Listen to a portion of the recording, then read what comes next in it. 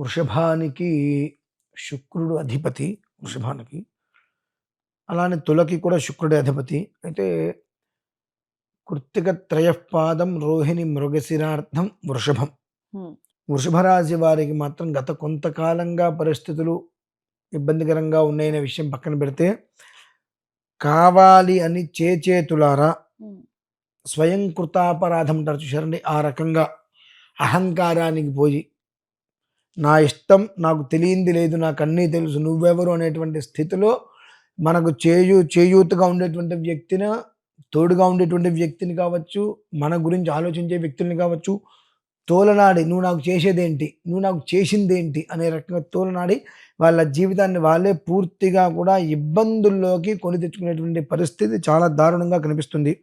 స్థాన చలనము అని అంటారు. ఆ స్థాన చలన తత్వాలు చాలా ఎక్కువగా కనిపిస్తున్నాయి. అంతేకాకుండా అపనిందలు అనటానికి వీల్లేదు. చేసినటువంటి కర్మకు ప్రతిఫలం. మంచి చేస్తే మంచే ప్రతిఫలం వస్తుంది. చెడు చేస్తే చెడే ప్రతిఫలం వస్తుంది.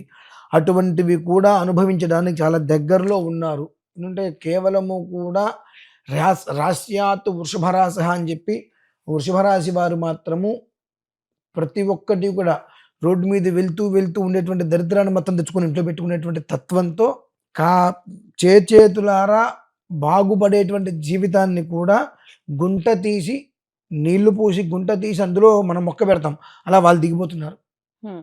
అటువంటి స్థితికి వాళ్ళు వెళ్తున్నారు కాబట్టి, కనీసం ధర్మం చేయకపోయినా పర్లేదు, ధర్మంగా ఉండకపోయినా పర్లేదు, అధర్మానికి తావిచ్చి అధర్మంగా ఉంటూ కూర్చున్నటువంటి కొమ్మ ఏదైతే ఉంటుందో దాన్ని నరుక్కునేటువంటి స్థితి వాళ్ళకి చాలా ఎక్కువగా ఉంది కనుక వాళ్ళు అందులోంచి బయటికి వచ్చి సాధ్యమైనంత వరకు సుబ్రహ్మణ్యేశ్వర ఆరాధన చేసుకుంటే సరే, చెడిపోయిందంటానికి వీలేదు కానీ అలా నిలబడటానికి అవకాశం ఉంటుంది.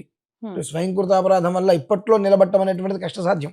ఎందుకంటే అనేక రకములైనటువంటి ఏడుపులు, హ్మ్. అంతకు మించి ఉసురులు బాగా ఉన్నాయి. మొహమాటం ఏమీ లేదు అందులో. దాని ప్రభావం చాలా దారుణంగా అనుభవిస్తున్నారు. చేస్తున్నటువంటి వాటికి అనుభవించారు, చేసేటువంటి వాటికి ఇంకా అనుభవించబోతున్నారు. కాబట్టి అంత ఉసురుతోటి ఊబిలో చిక్కుకుపోవడం కన్నా సుబ్రహ్మణ్యేశ్వర స్వామిని ఆరాధన చేసుకోవటం వలన, ఒకసారి జాతకాన్ని పరిశీలించి గ్రహశాంతులు ఏదైనా చేయించుకోవడం వలన కాస్త ఉపశమనం పొందడానికి అవకాశం ఉంటుంది. ఆ అవకాశం కూడా ఉండకపోవచ్చు. అది పరిస్థితి.